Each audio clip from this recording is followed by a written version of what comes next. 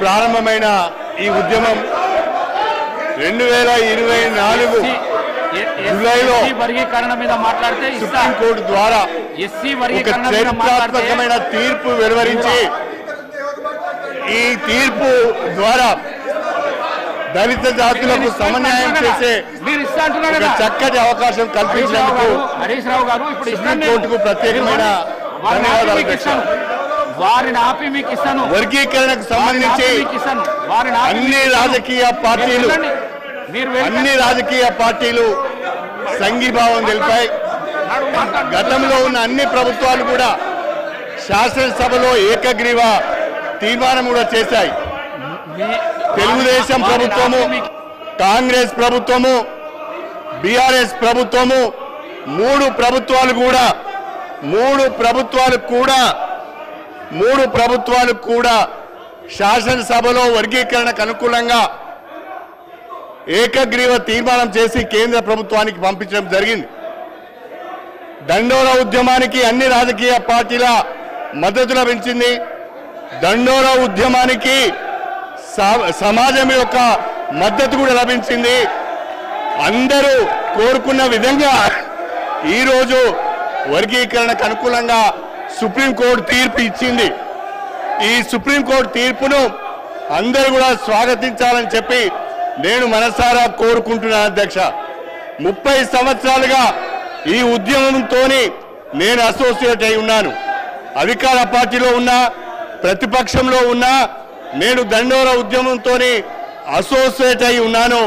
అన్ని రాజకీయ పార్టీలు కూడా ఈ ఉద్యమానికి సంఘీభావం తెలిపాయి.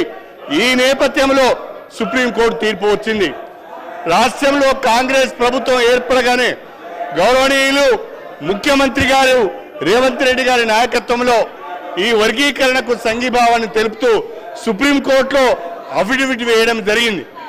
నేను ఒక శాసనసభ్యునిగా దళిత వర్గాలకు చెందిన వ్యక్తిగా మాట్లాడుతున్నాను. దయచేసి సభ్యులందరూ కూడా దీన్ని అర్థం చేసుకోవాల్సిందిగా కోరుతున్నాను. భారత రాష్ట్ర సమితి సభ్యులకు ఈ తీర్పు పట్ల ఏమాత్రం కూడా అవగాహన ఉన్నట్టుగా లేదు. ఈ తీర్పును వాళ్ళు వ్యతిరేకిస్తున్నట్టుగా నేను భావించవలసి వస్తున్నది. రేవంత్ రెడ్డి గారికి ప్రత్యేకంగా ధన్యవాదాలు తెలపాలి. ముఖ్యమంత్రి గారు ప్రత్యేకంగా అడ్వకేట్ని ఏర్పాటు చేసి ముఖ్యమంత్రి గారు రాష్ట్ర ప్రభుత్వం ద్వారా అఫిడవిట్ని కూడా ఫైల్ చేయించి వర్గీకరణకు మద్దతు తెలిపారు. అదేవిధంగా కేంద్ర ప్రభుత్వానికి కూడా నేను హృదయపూర్వకంగా నా అభినందనలు తెలియజేస్తున్నాను.